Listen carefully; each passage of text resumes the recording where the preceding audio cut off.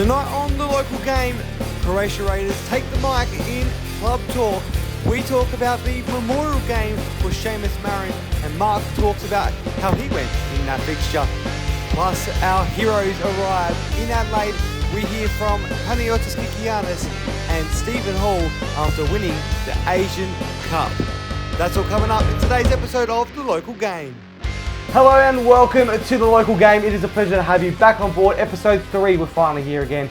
It is going quicker than we can think, but it's great to have you back. I'm your host, Johnny Keko, alongside one man welcoming back for 2025. It is Marc Talbot. Thank you for having me. First episode back, very excited. Yes, good to have you here. We've got the extra lighting, we've got the extra TVs, we've got cups now as well, come a bit of a sip. So welcome back. You feel at home though to be back on TV? I'm never at home on TV, but it is good to be back.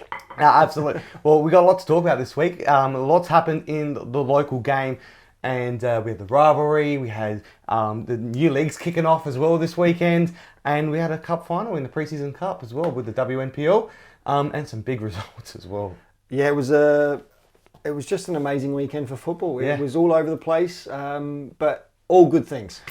A lot of good things. A new venue as well with flashing lights. Well, we're going to get through that in a second, but let's go straight into the hot topics because later on we've got the returning segments as well with Press for Time later in the show with Antonis Pagonis, and also the much loved Club Talk, which everyone's been messaging me saying they're absolutely loving the inside to clubs and players, seeing the characters. And I think last week was great as well, watching Nicole interview her teammates. And my favourite bit, I had to cut a lot of it out, but as soon as she goes up to a big group, they all just disbanded very quickly. It was almost reminiscent of when you walk into a chicken coop and then they get startled and they all run away. I was going to say, I did see that and I was like, they've all just run. It was just scattered. It's good. It is funny, but it does bring out the character and shows, and it's just fantastic. Yeah, absolutely. Well, we'll get to that in a second. It's a special one this week, but let's go straight to the hot topics. Another special thing, and a special occasion happens every year. You were a part of it.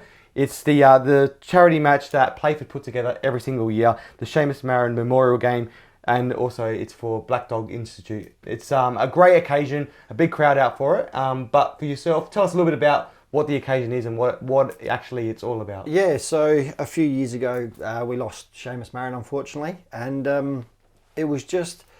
So Playford, he played at Playford, he played at Para Hills, and Playford really jumped on it. Benny Moore is really good mates with Seamus' older brother Frankie, and he said, this is what we want to do. So they put it together, and in the first year they had an all-star FSA Leagues team. It was the likes of Dodsey and Brooksy, and Benny Moore played in it, and so it was a real... I think Flores played in it as well. I saw Flores, I saw other big names as well. It was pretty good. Flores, Catanzaro as well, so it was a massive game. And so it's continued every year. This year was Para Hills and Playford, and I was lucky enough to play for Para Hills when I was younger, and they invited me to play this game as well. But it's just an amazing day for people to realise that there are people to talk to, raise the awareness for men's mental health, and just really build on it. Yeah, I think the other good thing as well, a lot of these guys that you played with probably have lost touch with a lot of you. So to get back that day, it gives you an opportunity to say, hey, how you doing? And they might be able to lean on you and go, oh, actually, I do have a mate here that I can still lean on, even though we haven't played or seen each other in so many years. Well, that's the good thing about it, is it brings us all together, and we do catch up and we talk about it. And our coach for the day for Para Hills, Jamie Stockdale, he said to us it was a turning point for his life. He went through a lot of troubles, and it was a football mate that he hadn't spoken to in, he said, something like 7 years. And out of the blue, he just reached out to him and said, hey mate, how you getting on? And he said that was his turning point. Yep. So it's little things like that can make such a big difference. And they raised a lot of money. I think they had probably over 500, 600 people there on the day, which was just massive. And a couple of commentators bet on a couple of the jerseys. Yes, and they won. Yes, they did. Even to the dislike of some of the players that realised they bought their own jersey. But all good. It's all good fun, and it's good cause as well. So if you want to get involved, on the screen now is ways you can find out more about the Institute. But it was a great day there, and now let's move into the second topic as well. A great night, Friday night, a special occasion. Comets been homeless for a very long time, but they finally get to call a place home. It's the Ellis Park, or LJ Hooker Marlin Sports Park, which is hard to get through, but I've done it that many times through the game, so now I can say it very easily. But what an occasion it was. Flashing lights, they put on a big spectacle. Car parking was going to be an issue, but I think we managed without it, and you can park anywhere in the city, which makes it a little bit easier. Franklin Street, Weymouth Street, I parked on West Terrace. If I can do that, carry all my gear to commentate, and if I can go just to watch a game and carry your wallet. But great occasion though, wasn't it? Oh, look, they've been, I'll say the term loosely, wanderers for a long time. They've had their home there, but never been able to play there. They've had to play out of other clubs and that. So it is just, for a club like Comets, it's just massive for them to be able to go, hey, we've now got our home ground. Not only have we got our home ground, we can play there. And it's set up. And as you said about the parking, the fringe is on at the moment as well, so that would have made it a lot. There's a circus right there, right in front of the pitch. That would have made it a lot harder. It does. So, but during the normal season, without the fringe, parking won't be an issue. No, it won't be. And I do recommend heading out there because there's nothing better than sitting there and then looking up and seeing the flashing lights of the CBD. You could even see the RAA logo in the background, which sponsors the league. So it's just a perfect night, and double headers are most likely going to be there as well. So that's going to be even better. Go and watch both sides. And afterwards, I spoke to the president in Jim Savalas, and also Timmy Panna.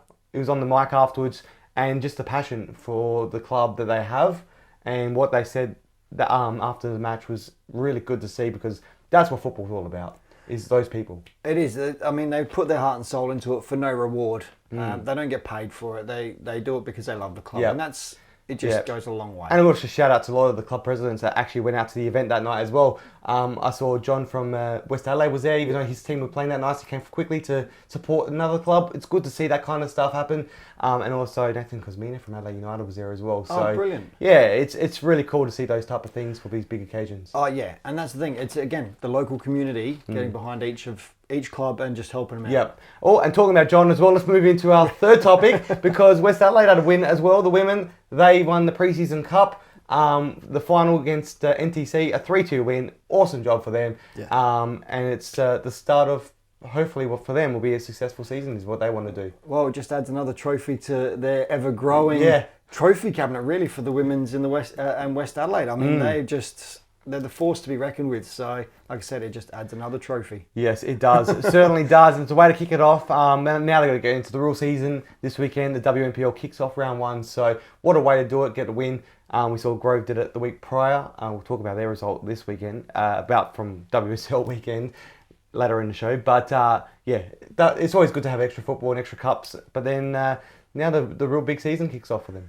Yeah, I mean, hey, any football is good football. The more you can play, the better you're going to get. So, the more games, the better. Yeah, absolutely. I actually heard a topic about AFL fans talking about they want to scrap, well, some people, not everyone agrees with it, scrap preseason competitions. I like preseason. I think it's good.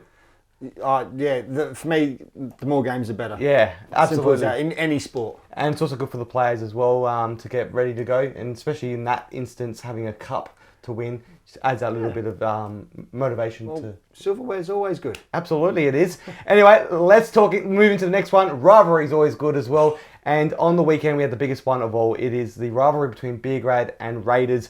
The Raiders hosted it last year, the first one. Beograd hosted the second one. It was reversed this year, and Beograd got to host the first one on a standalone Sunday. A massive crowd, over 1,000, I think, just by my manual count.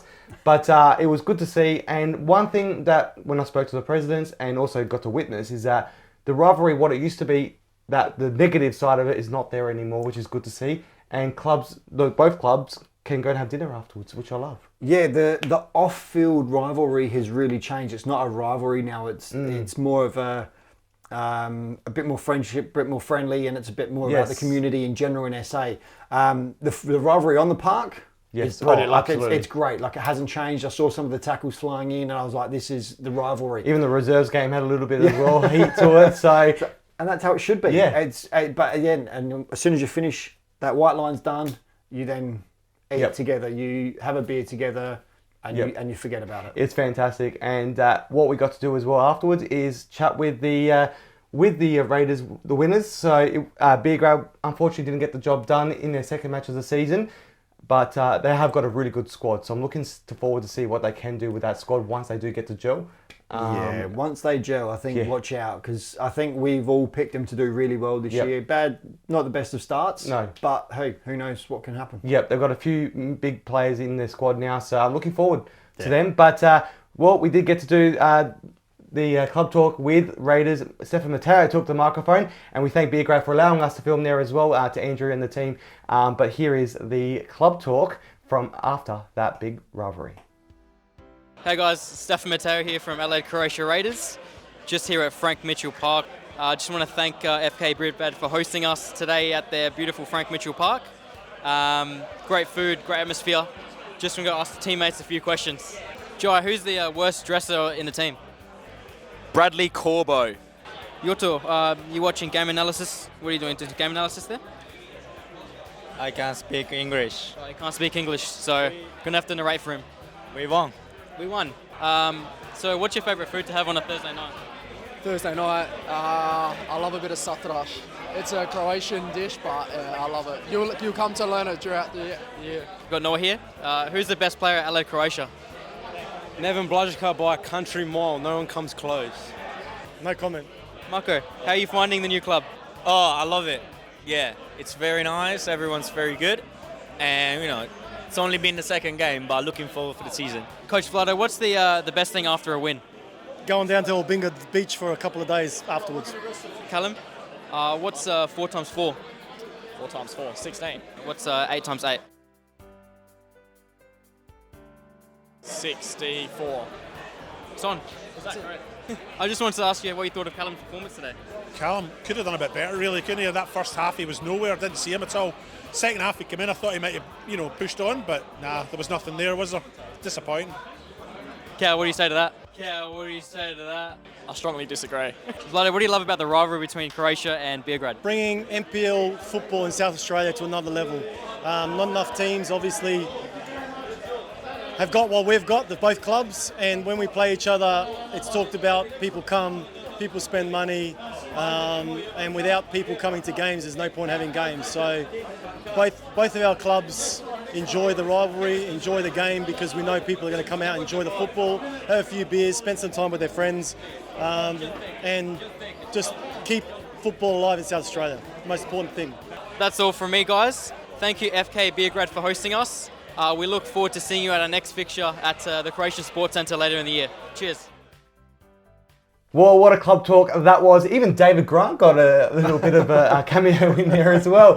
He was the matchday commentator alongside Alessio. They do a good job, but it is good to see the what it was like after the club, and everyone sticks around, has a beer, has a feed. It is good, and even the referees were there afterwards as well, sitting down having a chat with them, and that's what I like to see. It's a community at the end of the day, and that's what this show's about. It's just showcasing that community aspect of it. Yeah, and that's the thing. If we can all get everyone in the football community all on the same page, we can only grow the game bigger here in the state, and then we might start to see more and more benefits come through. Yep, and there's even a point where there was a representative from one club and the other club, both clubs, commentators and referees, all on the same table having a chat. There's nothing better than that. It's football.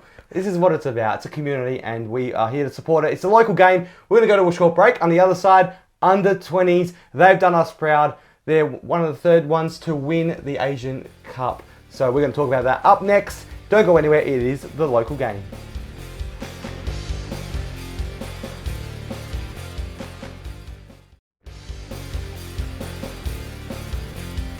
Welcome back to the local game. Well, the under 20s got the job done in Asia, and they are on their way to the World Cup. But they, South Australians, 6 South Australians were involved, 4 from Adelaide United, and I got to catch up with them at the airport when they arrived here back home. And let's have a quick listen to how they felt after that big game. Yeah, firstly, thank you very much. It's obviously a massive honour to come home as the champions of Asia.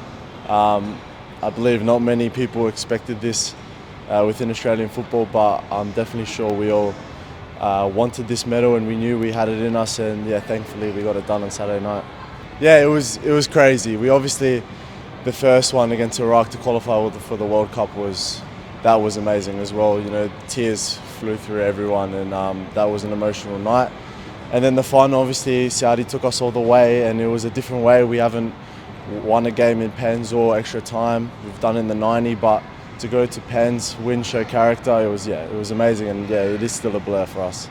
We're obviously so proud of representing our nation in such a big tournament. I'm pretty sure there was 6 of us on the pitch at the same time, if I'm correct. So that, for Australian football, that is, it's amazing, especially for South Australian football.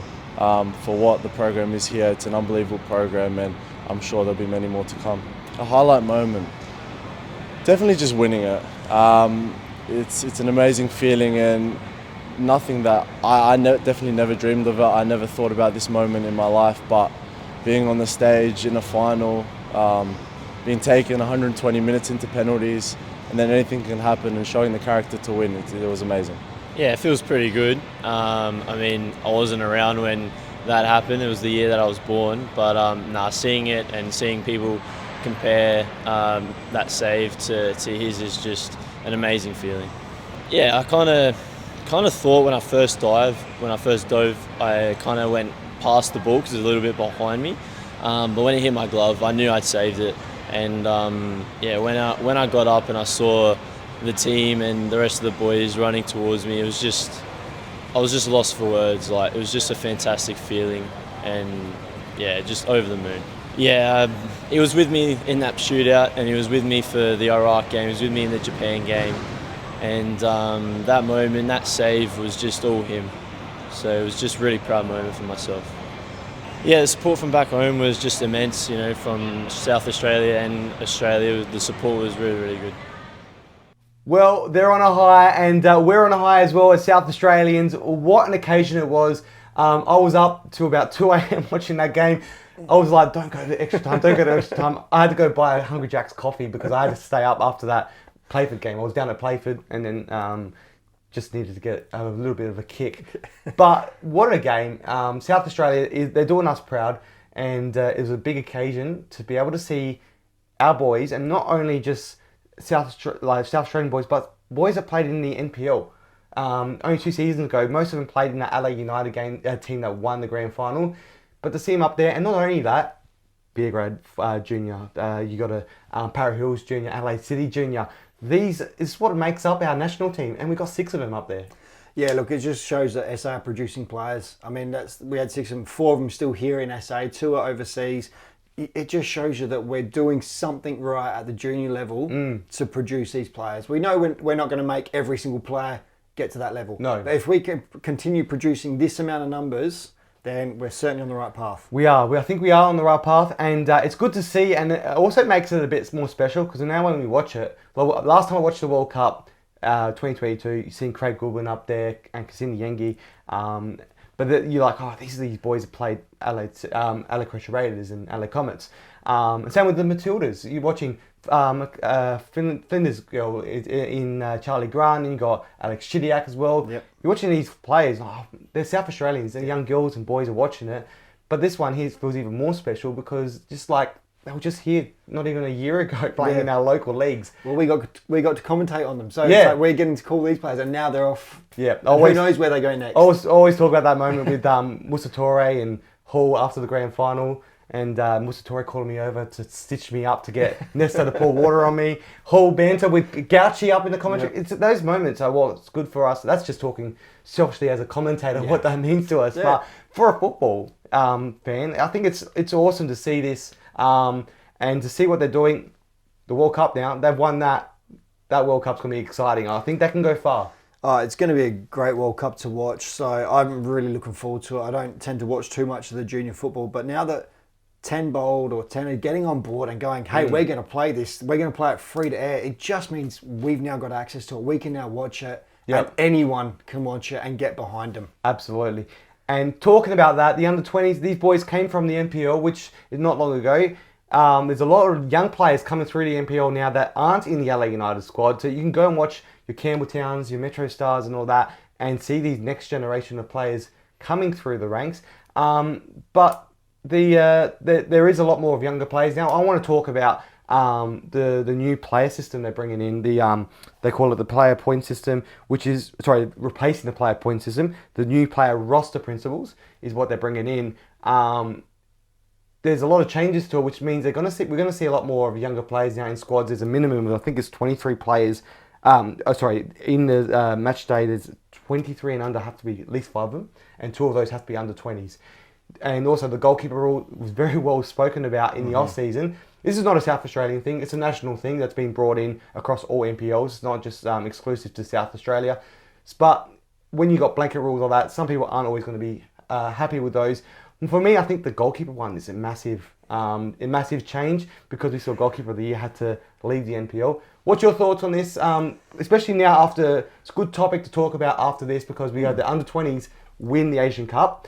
But now we're going to see these under-20 boys have to be, two of them have to be in a matchday squad for our NPL teams now as well. Yeah, look, there's two sides to every story. The goalkeeper rule I do not agree with, and I've expressed that multiple times. I still fathom. We've always produced good goalkeepers here, not in SA, but Australia-wide. Yeah. I mean, we've always produced in that region, especially that spot on the park. But the other ruling, I think, like, it's going to have a knock-on effect to our state leagues as well. Like, so what will happen eventually is our NPL will be a lot of younger kids, which is great. Yeah. But then, is that also going to be saying, well, they're just there because they're of their age? Yeah. And so these experienced players are going to have to go back to State League 1. What happens when they win the league? Then they have to all shift again. So I think it's going to create a lot of movement around players when they start to have to go back to State League 1. Yep. But it will also give that experience maybe to the these younger boys that may not be able to in some clubs. I know a lot of clubs emphasise bringing juniors through. Do you reckon it will also encourage it a bit more, and they might be able to lift to that level a bit sooner and get that that experience? Look, they'll gain the experience, and I've always said this, if they're good enough, they will play. I mean, you look at a lot of our clubs have always brought juniors through. Adelaide City, Campbelltown, Metro have always done so well in producing these younger players and making sure if they're ready, they're going to get the opportunities. And when you've got coaches like Vas Pajas, who was in the system, you've got Catanzaros, you've got multiple coaches, Robbie Saracinos, who are willing to give the youngsters a try, that we're always going to produce them. I think we might eventually get a really good youth NPL. But in the short term, it's going to be a lot harder, and I think we're going to see a lot of player movement. And it's going to make it harder for clubs to then gain that atmosphere. It's going to be harder for them to keep players at their clubs because those older players may have to move on. Yep. Well, hopefully we'll see how that goes. Hopefully this is a positive. I think it could be a positive. It's hard to tell, but at least we know across the country it's going to be the same no matter where we go. So I wouldn't want to be a decision maker in anything. I certainly don't want to be the decision maker, but like I said, there will be positives and there's going to be no negatives. It's always going to be the case.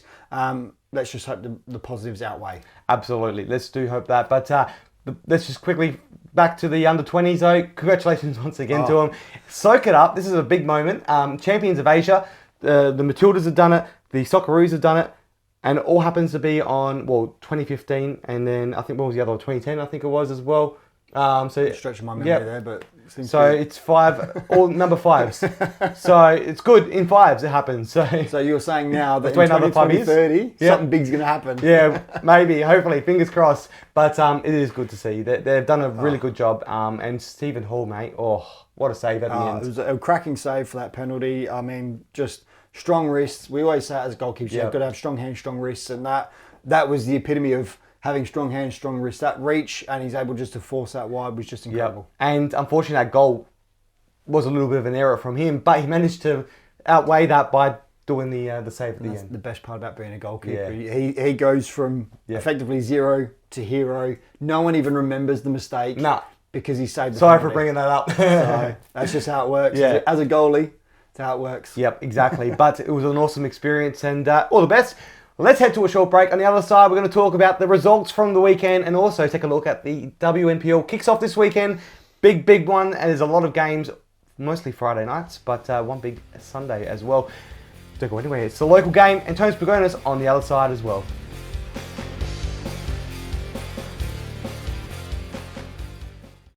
Your time is now.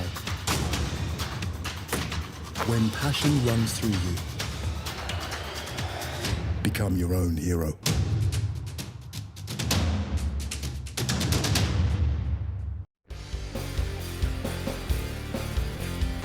Welcome back to the local game. We are into the final stages of episode 3, but still a lot to talk about. The results from the weekend.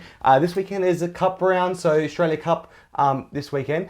The women don't have the cup yet, but the next round of the cup fixtures will be men and women on the same weekend. So it's going to be good. There'll be a break for both leagues at the same time, which is I think is a good new in for this year. So, and it all ends together on one day. They'll have the cup final for men and women. So that's a great idea. Yeah, and that also makes our job easier. Yes, we're all there in one day. Absolutely. And we'll get to see Paul as well, so it'll be good. But yes, so that's all happening. But Australia Cup round this weekend, some big fixtures in that. But let's talk about the results from the weekend as well. WSL kicked off and Grove won the Preseason Cup. But let's have a look at those results because they couldn't turn it around in the first round. Vista got the job done, not easily, very, very easily. It was 7-1. That's a shock, I think, but we all knew Vista are going to be a strong side. Grove, we thought after the preseason, they're going to be one up there as well, and I said they still can be, it's only round one. But for them to get that 7-1 loss would be not the way they wanted to start. No, certainly not, and I think it'll probably be a bit of an eye-opener. They may have gone, hey, we've won the cup, let's take our foot off the gas a little bit maybe. But Mowbray Vista, we are expecting them to have a big year. They were big last year. They missed out last year. So I'm expecting it to be... I'm not surprised that they got a big result. Yeah, absolutely. Well, let's look at the State League 2. There's the North and the South this weekend. That all kicked off. There's 2 leagues, 8 games, which is awesome to see. All the new teams, though, none of them lost. No losses and 2 big wins. Yes, 2 massive wins. Yeah. Let's have a look at the north side where the Grove got a win. So the women didn't get the win, but the men in their first appearance in the State League 2 got a win. How good's that for them to kickstart their season? I was there in off-season for one night watching training. They looked very good there, the banter between the sides. So a big win to kick off the season. Yeah, huge over Northern Demons, an established club. So great start for them. And Titans as well, the other side. They literally only train just down the street from my house. So that's perfect for me to head down and watch some training sessions. But they play West Beach, but they got the job done. Yeah, beat Noarlunga 2-0. So again, great way to start their season in the Federation. And a draw for the rest of the new teams. Which is great starts as well. Anyway, let's look at the State League 1 results from the weekend. Well, it's got a little bit of a theme going here. We got Grove, and now Cove got a win. So all O's. There's no O's in the NPL. But there's a Cove win on the weekend. 8-2 loss in round 1 against Sturt. But this week they turned it around. Managed to get a 2-1 win. That's good for their confidence to be able to quickly flip it around in 1 week. Massive flip to go down 8-1 and 8-2 and then come back to win against a team everyone's expecting to do well is massive for them. Great confidence booster. And you spoke to Matt Kenny on the One Game at a Time podcast, and you asked him about the Ollie Grant situation where he gave it to the crowd at being 8-2 down. Not a moment you want to react to the crowd, but there was obviously something happening there. But it really shows the passion, and especially Ollie. I remember him from when I was commentating at the Hawks all those years ago. He's a very passionate guy, and he's one of those players everyone loves to hate. Yeah, everyone loves to hate him. Very passionate, and that's what I said. I was talking to someone the other day. They would have, a lot of those players are older boys, they would have taken that loss to heart and they would have gone out with a mission to go, hey, that's our reputation on the line, let's fix it. Absolutely, and they did a good job of it as well. All right, let's move to the final league of results from the weekend, the NPL, National Premier Leagues. They, it was a cracker round of football. The rivalry, we saw a 3-1 win. We don't talk about the reserves as that much, but they managed to get a clean sweep on the day. 4-1 win for under 18s, a 4-1 win in their reserves, and a 3-1 win for the seniors in Raiders against Beograd. Just really shows how strong their next generation is at that club.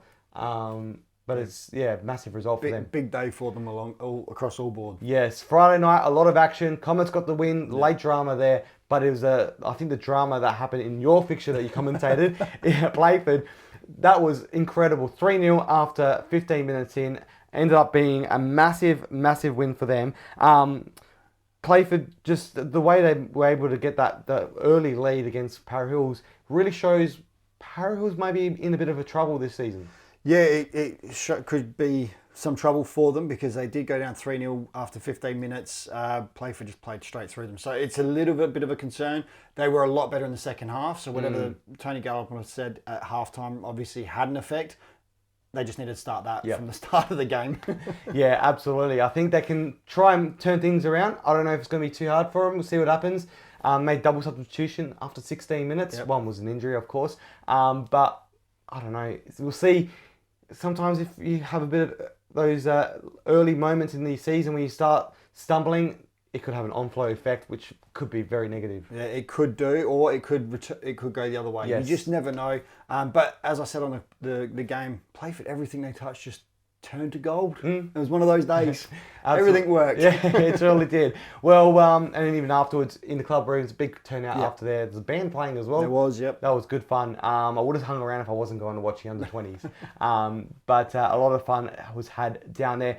And the food was great as well. I want to bring in the new segment soon. I don't know if I can do it this week, but in a week I want to do, the working title is Venues and Their Menus. So Sounds pretty good. I had a look at their menu and it was absolutely amazing. I just want to say that Playford really looked after the commentating group as well. They fed us and just really looked after us. It was just amazing. Well, now you're saying that as well, I got looked after at Comets as well. Yes, they looked after us very, very well. Daniel Rochella brought us some drinks at half-time. Shout out to all the clubs that jumped on board. And that's the one thing I love about it. They really embrace commentary and media in general. We embrace the clubs. So it's a great working relationship. It is. And finally, the WNPL kicks off this week. Let's take a look at those round one fixtures as well. The biggest one of all is Campbelltown. They are finally hosting a game at home in the WNPL against Metro United. Big game down there. I know Paul Morris will want to get the win for Metro, but, well, you know Campbelltown are not going to let that happen. Make that easy. Well, they won't make it easy. I mean, they've just come off an undefeated season to get into the WNPL, so they're not going to give an inch in that game at all. So it's going to be a very exciting game. Yes, head down there if you can. There's a lot of action you can get to. There's a double header at Service FM Stadium. So a lot of football you can't miss out this weekend, as well as the Australia Cup.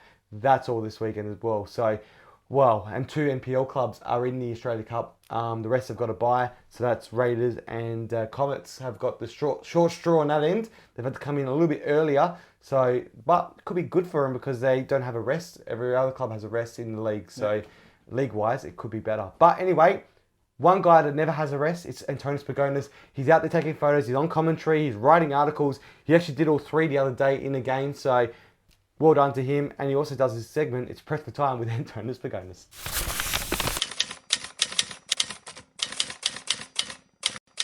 Big news out of Football South Australia this week, Johnny, because it's been confirmed that next year, joining State League 2 alongside Plimpton Bulldogs and Barossa United, Angle Vale will be joining the competition. And with the conferences and plans for 12 teams in each conference, only going to get more exciting. Really looking forward to that, how that plays out. But let's talk about this week. Doubleheader at Hindmarsh, but on International Women's Day, the scripts are flipping. The women will take centre stage at 7:15 after the men kick off earlier in the day. 10 games undefeated, club record looking to do 11. Make sure you stick around after the game, the men's game, to see how they go and support your local team.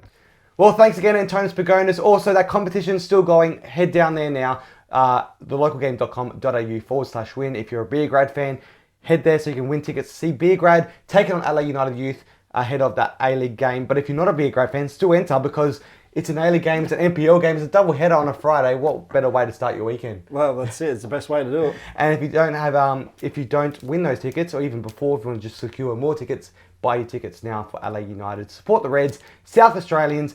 Those 4 boys from the under-20s may be in the squad by then as well. They'll be back training again, so it's going to be fun. And we didn't talk about it, but the 4-4 draw from the weekend, that was full on as well. What a day of football. 4-4 draw. I watched that on TV, LA United, Auckland. Then your game with Playford. Then go and finish it off with the under-20. So a long day of football for me. And also a big shout out to the women as well. 3-1 win on the weekend as well, A-League women. So they're having a good season. They're having a great season. Yes. Anyway, have a great weekend. Mark, thank you once again. Thanks for having me back. It was good. I'll see you back Always in 4 weeks' time, hopefully. Yeah, something like that. Yeah. Sounds good. Absolutely. You have a great weekend. We'll see you all next week on the local game. And a big thank you to all the clubs and all the volunteers for helping us to produce extra content as well and allowing us to come to your clubs and do extra things. Have a great weekend. We'll see you all next week. Mark, see you then. See you then. Ciao. Thank you. That's the local game.